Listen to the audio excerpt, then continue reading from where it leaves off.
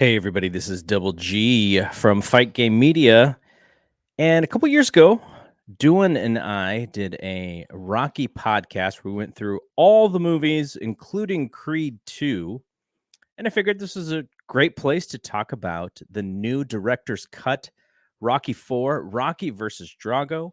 Sylvester Stallone went back in the lab, took a film from 1985 and cut it up to how he, I guess, wanted it to come out.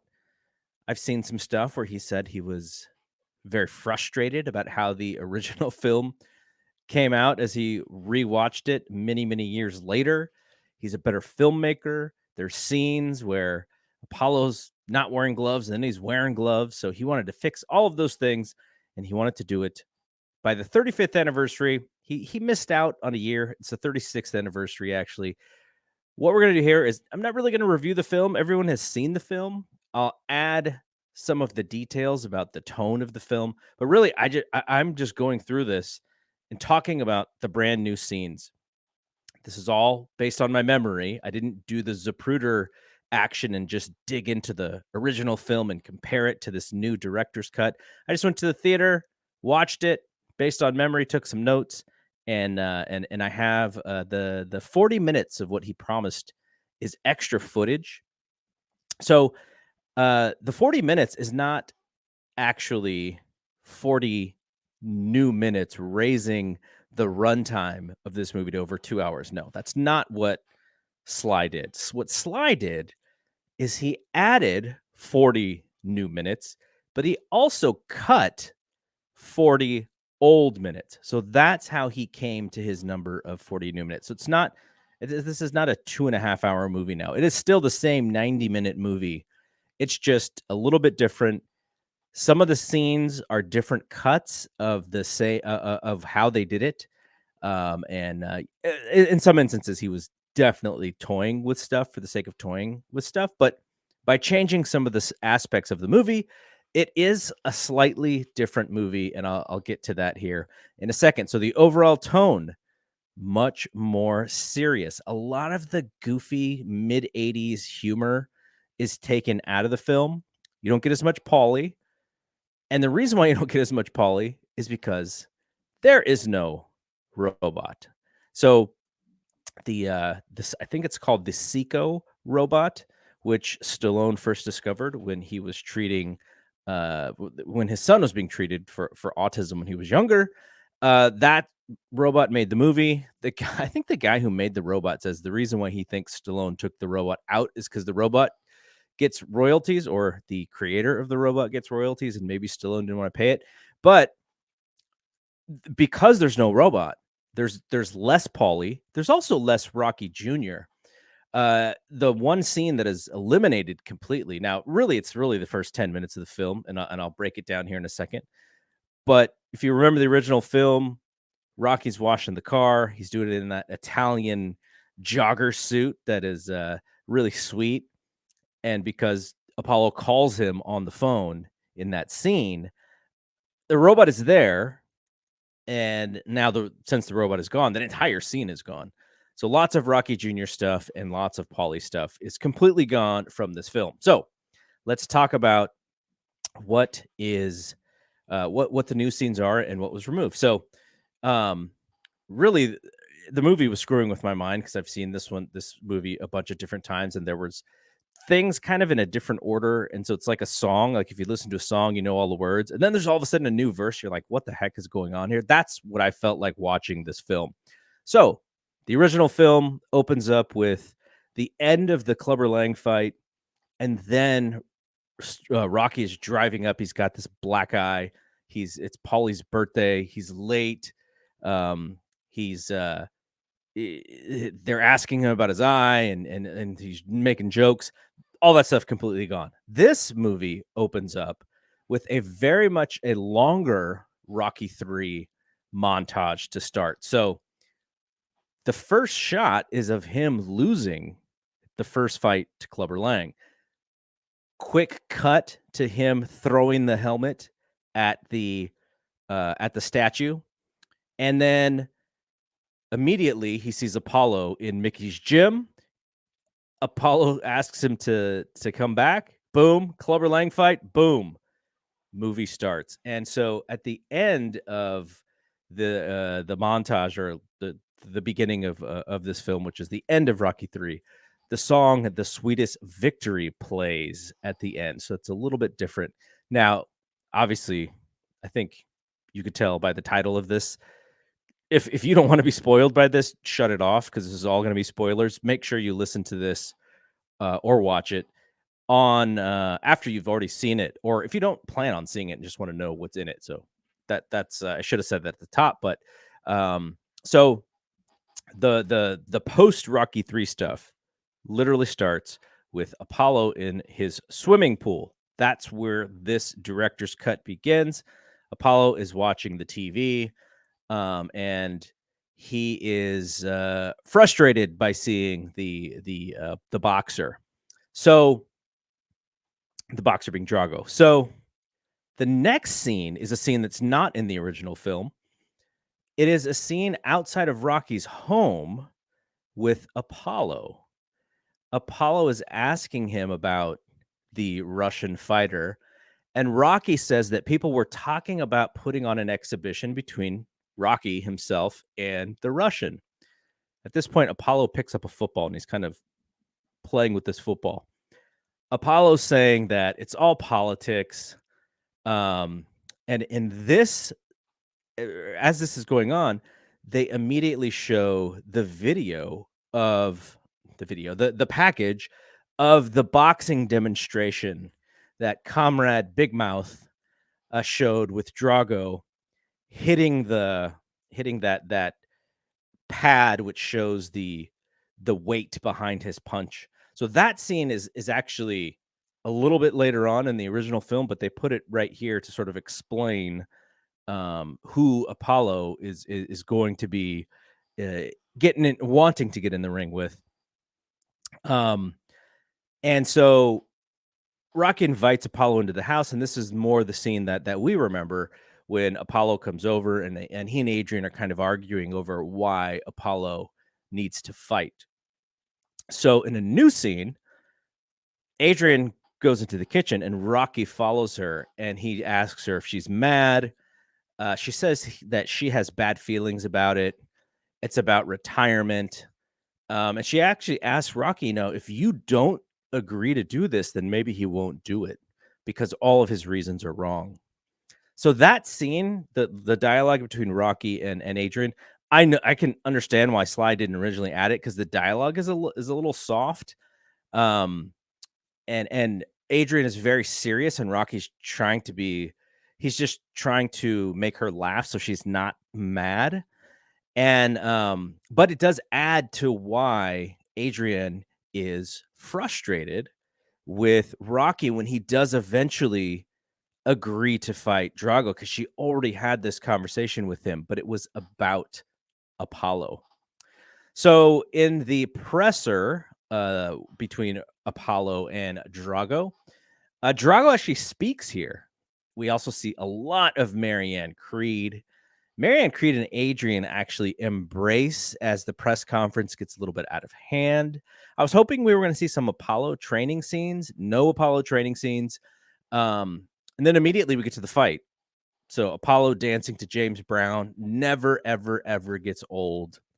The one thing I did notice is when they're in the ring together and Rocky is talking to Apollo, in the original movie, Apollo is so jazzed up, he almost forgets to put his mouthpiece in, and Rocky has to remind him. That does not happen here. Also, the scene that's missing is when they were in the dressing room and Rocky's trying to ask him if he wants to postpone it. And Apollo was saying, he feels like he could eat nails, and Rocky says that he's never tried them. He's like, "What are you talking about?" He's like, "Snails. I've never tried them." And he's like, "No, nails." So that kind of comedy from the original film is out of this film, but there is later in the director's cut, there's dialogue or sound from this conversation, which I will mention when it's time. So, also in this fight, Apollo gets knocked down and then gets back up. In the original fight, he just gets knocked around the ring, and finally, when he goes down in that second round, then that's when he passes. In this movie, there is a scene where he actually gets knocked down and has to get up, and I think the reason is because is because Stallone said that in looking back, he wouldn't have actually had Apollo Creed die.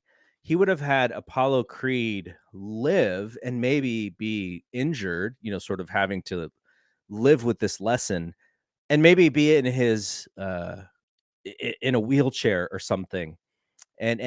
So my guess is he puts the knockdown, the first knockdown back in the movie because he wanted to show that Creed just didn't get destroyed, that he did have some fight left in him.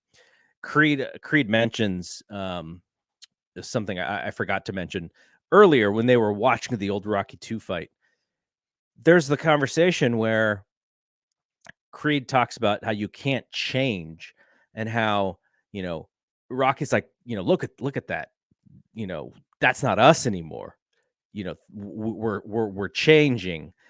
And Apollo says that you can't. And so in that scene, he also brings up this warrior mentality, which is not in the original film. The idea that, you go in as a warrior and you go out as a warrior. And so that is a little relevant because it makes the death scene a little bit more interesting. So obviously, Drago knocks out Apollo.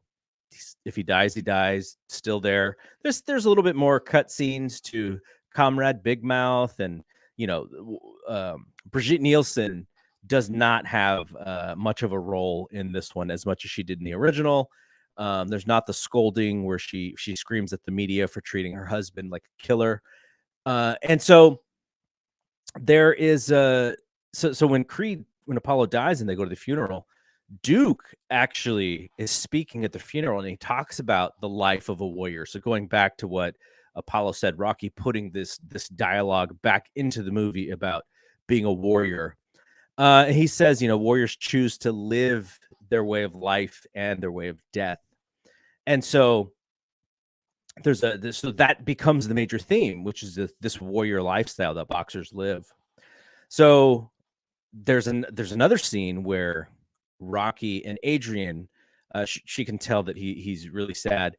Um, he he talks about how he owes Creed what he has. Creed gave him a break, talking about all the way back to Rocky 1, and then Creed believed in him, talking about Rocky 3, and his voice was breaking, much like when Mick died in Rocky 3. So when he talks to Adrienne, he tells Adrienne that it's all his fault. So the guilt is still there. And before before Creed goes out for round 2 in the fight, Rocky does tell him, like, don't do this to me. And Apollo says, no, I'm doing it for me. So going back to that warrior mentality, the way you want to go out on your sword. So there's a new scene, and this scene is actually in the original trailer for this movie. It is the commission scene. So Rocky is trying to get the fight with Drago commissioned, but they won't. They will not allow the fight, and they're trying to say that they're protecting Rocky because of what just happened, but really they're also protecting boxing from being banned. And Rocky's so frustrated, he just walks out. And that's why when he has the fight with Drago, it's not for the title. It's because he gave up his title.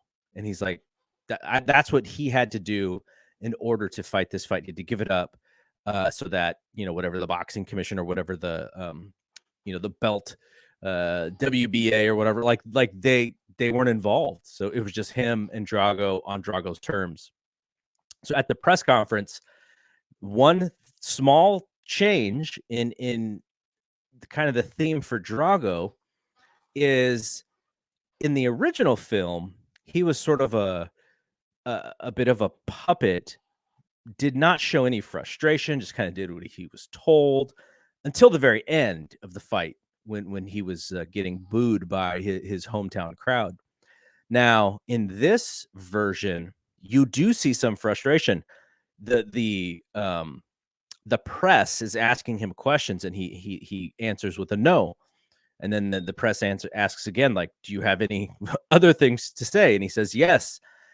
And then as he's going to say, Comrade Big Mouth jumps in and he starts talking for Drago. So you could see there's clear frustration with Drago that wasn't there in the original movie.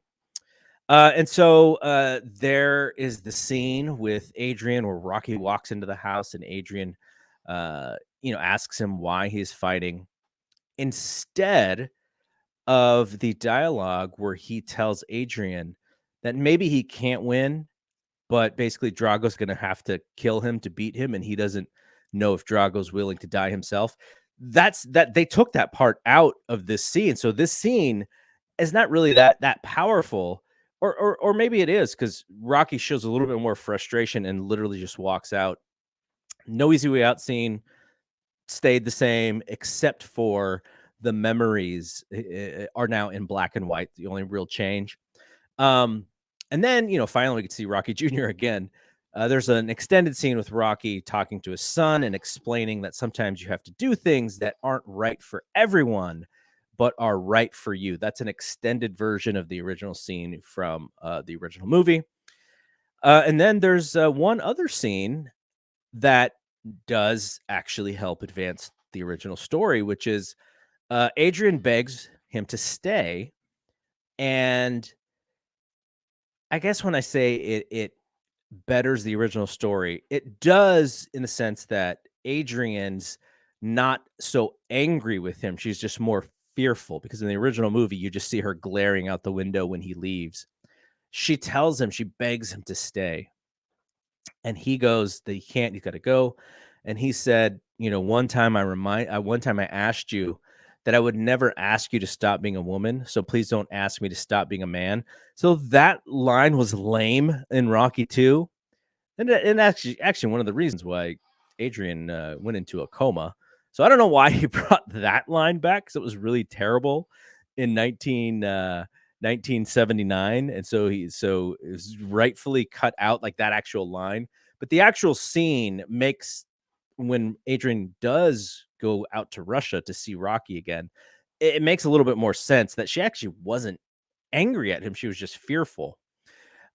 He does tell her it will be all right, and she's kind of, crying in his arms a little bit. So, Paulie, when they land in the Soviet Union, Paulie has some earmuffs, and Rocky asks him, "Why are you wearing Adrian's earmuffs?" And then he says they look better on him. So that scene they added the I guess the dialogue because when they came off the plane in the original movie, there was different dialogue. I'm not sure why they added that. It didn't really fit. It was kind of weird. Why would Paulie wear Adrian's earmuffs? It's just weird. So when they land, there's an extended scene here where Duke asks why there aren't any sparring partners, and the guy who was kind of in charge of getting them all the facilities and stuff, he's like, no, I don't know anything about sparring partners. This is all that I was told to bring. And then my guess why they didn't have that scene originally is because there's no ring. Like, where is Rocky gonna spar anyways? This is in the wood cabin. Like, there's no actual ring. So that really didn't make sense to be added into this film.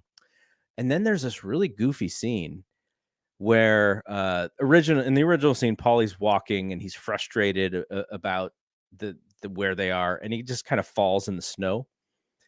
And in this one, he falls in the snow and he gets up and he's like smiling and he says, "This is a good place to die." The fact that he's smiling makes me wonder if they shot a couple of takes and they didn't really get a serious one. So they're like, okay, like we're not going to use this.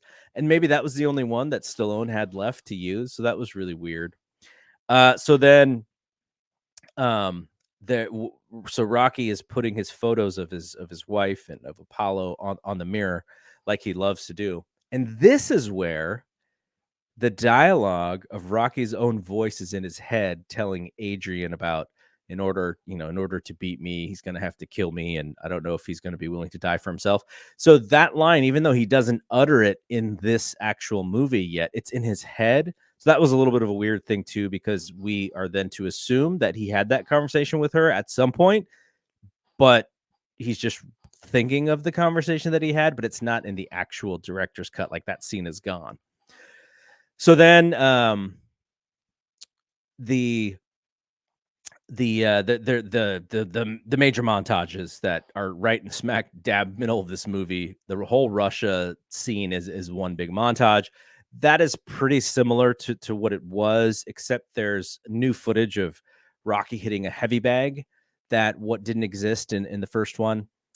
And then as he gets onto the mountain, this may be my ears hearing things, but I heard a little bit of a change in the music when he's on top of the mountain, like that.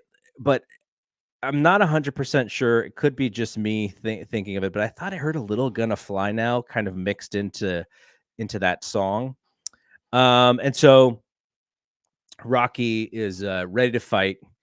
They are in the dressing room, and as he's sort of kneeling in the bathroom, he remembers a conversation he had with Creed when Creed was about to fight. So they took some of that discussion that they had in the dressing room pre Creed Drago, and they put it in Rocky's head. So again, Sly is telling us that this conversation happened even though it was not on screen. So now we get to the big fight here. Rocky and Drago. Early in the fight, there's a little bit of extra footage where Rocky is even more uncoordinated. He kind of fallen over himself a little bit more. And so when he gets knocked down the first time, this was very reminiscent of Rocky Balboa, the sixth film, where he gets knocked down and his own voice, his own conscience is talking to him saying, you tell the kid, it ain't about how hard you hit, it's about how hard you can get hit.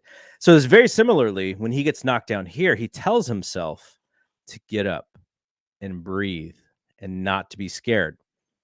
I think originally this was supposed to be Mickey's voice saying, "Get up, you son of a," because Mickey loves you. I think that was supposed to be here, because that I may have even seen some footage of that he had cut for this specific scene, but he tinkered and he tinkered and he tinkered with it. So it seems like maybe he removed the Mickey part and put his own voice back in there for that scene. So there's the famous scene where Rocky gets cut and he says he can't see or he sees three of them, and Paulie says hit the one in the middle. In the original film, Duke goes, right, hit the one in the middle. He doesn't say that. He doesn't copy that line in this one, which I thought was a weird edit for Stallone. There is a scene in the corner very early after Drago gets cut finally, when Stallone finally lands a punch, and he's not a machine, he's a man. Drago's in his corner after that round, and he says that in Russian that he's still, that Rocky is a beast and he's not a man. And he's like iron. And so Duke says, "Be a rock" in this scene as well. So that was not in, he did not say that in the original movie. So in this, as we go into the 15th round, the referee comes over and says he's going to stop the fight. And Rocky says that he didn't come here to end the fight sitting down. And Duke screams at the ref and says, "Go talk to him. He's hurt too." So that is a new piece of dialogue for the 15th round. Lots more shots of Adrienne in the crowd, trying to stay strong for Rocky. That has to be part of the 40 minutes of brand new footage. There's a lot of just extra crowd shots, Marianne Creed and Adrienne and Comrade Big Mouth. Not really of Brigitte Nielsen though. So when Rocky finally knocks Drago down, there's no scene where everybody's sort of counting, including the kid who's watching at home. Drago goes down, and he kind of it looks like he's gonna get up, and he kind of falls back down, and the referee just waves it off, like it was like a 4 count, and he just waves it off, and there's no shot of Rocky Jr. telling his friends that that's his dad or anything, and, or celebrating, because it's supposed to be Christmas, and the kid's supposed to be asleep, and this and that. There's none of that at all, so poor Rocky Jr. just out of this film. So then we have the end of this movie is quite different than the original. So the speech at the end where Rocky's talking about if I can change and you can change and everybody can change. So the way that he introduces the speech is that he says his best friend once said, "You can't change." And then he died, which was a very abrupt line there. And so that's how he gets into the if I can change, if you can change, everybody can change. But he doesn't do the whole big everybody can change like in this one. It's a more of a softer version of that. So there's not that big moment for the crowd to kind of go crazy. I was at the theater, and it was almost full. And there was clapping when he finally won the fight, but, there was this moment where you're like, "Oh, this is I can't wait," and it doesn't happen. So after that speech, the end of the actual movie is Eye of the Tiger starts to play. Lots of crowd shots of the Russian crowd just cheering like crazy and rooting and hooping and hollering for Balboa. And then he goes into the corner as Drago is beat up, and he just daps him up, just like their old homies. Daps up Drago, leaves the ring, walking out of the ring. Adrian's walking out of the ring. Duke is walking out of the ring. Paulie's walking out of the ring. He's got the flag draped around him, and they all just walk out of the ring, and that's how the movie ends. So those are at least the things that I saw, I was able to see, which is again, I didn't go through the original film like with a fine tooth comb to to then compare it against. This is just off of the memory of watching this movie 100 times. But yeah, that is it. So there's your extra 40 minutes of footage for the Rocky 4 director's cut. I would say the original film is not my favorite Rocky film. It is a 90-minute music video. This film, the way that he put it together makes a little bit more sense, and it actually is a little bit better of a glue for Creed 2, because Creed 2 is all about the Drago family.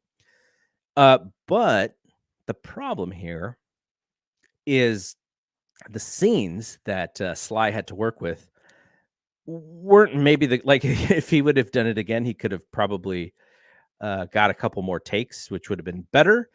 But he was working with what he had, which is 35-year-old footage of a film that he had put together in a different world. So that is it from here. Thank you for hanging out. I'm Double G. We will see you when we see you. Peace out.